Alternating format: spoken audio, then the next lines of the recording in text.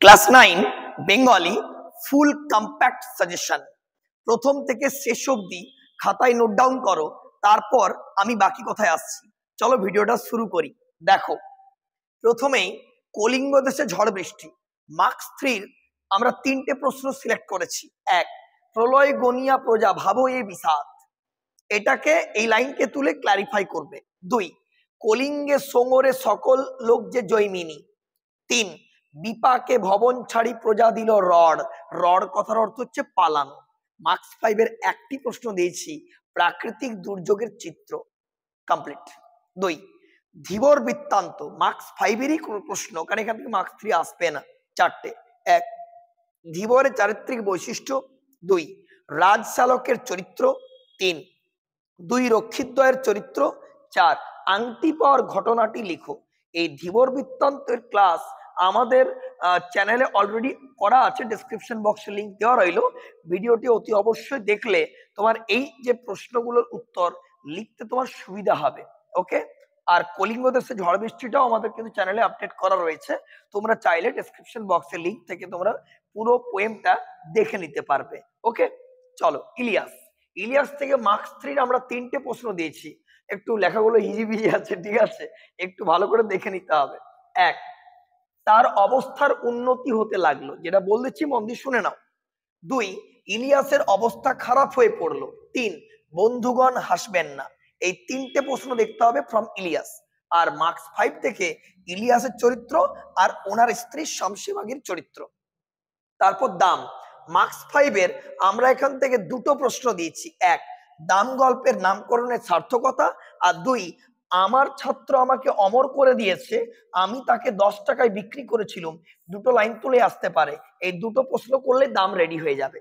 Next, খেয়া কবিতা marks 3 2টো প্রশ্ন। 1, উঠে কত হলাহল উঠে কত সুধা, এই লাইনটা তুলে। আর 2, পৃথিবীতে কত দ্বন্দ্ব কত সর্বনাশ। মার্কস 5 এর একটি প্রশ্ন, এই খেয়া চিরদিন চলে নদীর স্রোতে, একদম 100% আসবে, একদম শিওর শিওর, বুঝতে পারছো? তারপর আমরা কবিতা থেকে একটাই প্রশ্ন মার্কস 5, দেশাত্মবোধক কবিতা হিসাবে এর সার্থকতা বিচার করো।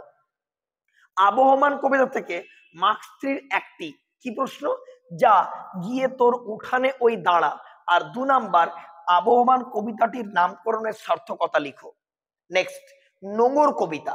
নোঙর কবিতা থেকে মার্কস 3 আমরা 2টো দিয়েছি। 1, আমার বাণিজ্য তরি বাঁধা পড়ে আছে। 2, সারা রাত মিছে দাঁড় টানি। আর মার্কস 5 এর একটি, নোঙর কবিতার সার কথা বা ব্যঞ্জনার্থ কবিতা হিসেবে যুক্তিযুক্ত বিচার করো। ভাঙার গান একটি প্রশ্ন, কবির বিদ্রোহী মানসিকতার পরিচয় দাও, মার্কস 5 এর জন্য। আকাশে 7টি তারা মার্কস 3 কেবল 2টো প্রশ্ন করবে। 1, এরই মাঝে বাংলার প্রাণ। 2, কেশবতী কন্যা যেন এসেছে আকাশে। আর মার্কস 5 এর একটি, কবিতাটির নামকরণের সার্থকতা বিচার করো। ওকে, এরপর আমরা চলে আসবো রাধারানী। রাধারানী থেকে 2টো মার্কস 5। 1, রাধারানীর চরিত্র। আর 2, তাহারা দরিদ্র কিন্তু লোভী নহে, এই 2টো প্রশ্ন। নব নব সৃষ্টি থেকে আমরা 4টে প্রশ্ন দিয়েছি তোমাদেরকে। 1, মার্কস 3 জন্য, সংস্কৃত ভাষা আত্মনির্ভরশীল কেন। 2, বাংলা ও ইংরেজি ভাষা আত্মনির্ভরশীল কেন, নয় কেন। আর 3, ধর্ম বদলালেই জাতির চরিত্র বদলায় না। 4, রচনার ভাষা তার বিষয়বস্তুর উপর নির্ভর করে, এই লাইনটি তুলেও আসতে পারে, এটাও কিন্তু ভেরি ভেরি ইম্পর্টেন্ট বলে রাখলাম। হিমালয় দর্শন থেকে একটি প্রশ্ন, প্রাকৃতিক দৃশ্যের পরিচয় দাও।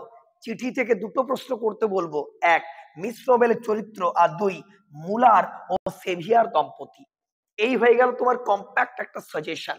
বলে দিলাম, লেখাগুলো হয়তো বুঝতে তোমাদের একটু অসুবিধা হতে পারে, হেজি লাগতে পারে, তাই বলে দিলাম নোট ডাউন করে মুখস্থ আরম্ভ করো। এবার তোমাদের শঙ্কুর ডায়েরিটা এখানে জায়গা নেই, তাই বলে দিচ্ছি তোমাদেরকে। করভাসের বুদ্ধিমত্তার পরিচয়টা ভালো করে করবে।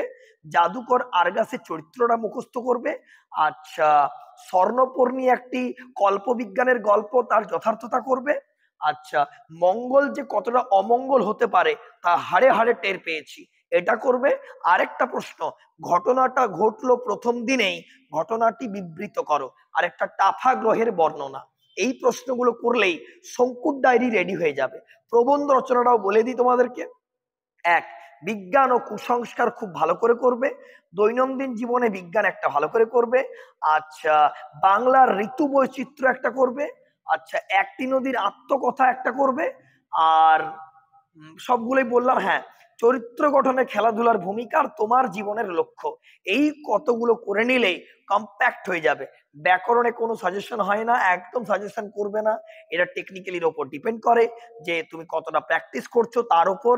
আচ্ছা ভাব সম্প্রসারণ কমন আসে, বাট কিছুগুলো প্র্যাকটিস করতে হবে, ঠিক আছে? যেমন স্বার্থমগ্ন যেজন বিমুখ, বৃহৎ জগৎ হতে সে কখনো শেখেনি বাঁচিতে।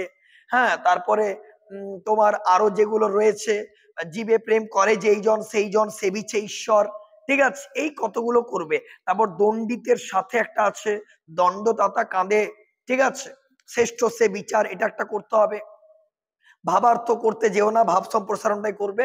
আর গল্প লিখন তোমরা পারবে, ওপরে সংকেত সূত্র দেওয়া থাকে, তোমাকে ওপরে টাইটেল লিখতে হবে, শিরোনাম, তারপর মেইন বডি, তারপর নীতি কথা লিখতে হবে, হলো। আচ্ছা সবগুলোই কমপ্লিট হয়ে গেল। সারাংশ লিখন তো খুব সহজ, এগুলো তোমরা জেনেছো। মোটামুটি কোশ্চেনের মধ্যে এগুলো করো, তোমরা অবশ্যই কমন পাবে। আমাদের চ্যানেলে, সৌর শিক্ষা ইউটিউব চ্যানেলে তোমাদেরকে সকলে স্বাগতম। এবং যারা চাইছো যে ক্লাস 10 থেকে আমরা ভালো করে কোর্সে অ্যাডমিশন নেব, স্ক্রিনে যে নাম্বার উঠছে তাদের কিন্তু যোগাযোগ করতেই পারো। আমরা মেইনলি আর্টস গ্রুপের সাজেশন দিয়ে থাকি, ঠিক আছে? English, Bengali, history and geography. যারা চাইছো আর দেরি না করে পরের মাস থেকে আমরা শুরু করব, তো আর চটপট নাম এনরোল করিয়ে ক্লাস করতে থাকো। আপাতপক্ষে এক্সামটা ভালো করে দাও। Wish you all the very best. আর বন্ধুদের মধ্যে শেয়ার করতে একেবারেই ভুলবে না। ভালো লাগে থাকলে লাইক এবং কমেন্ট। টাটা।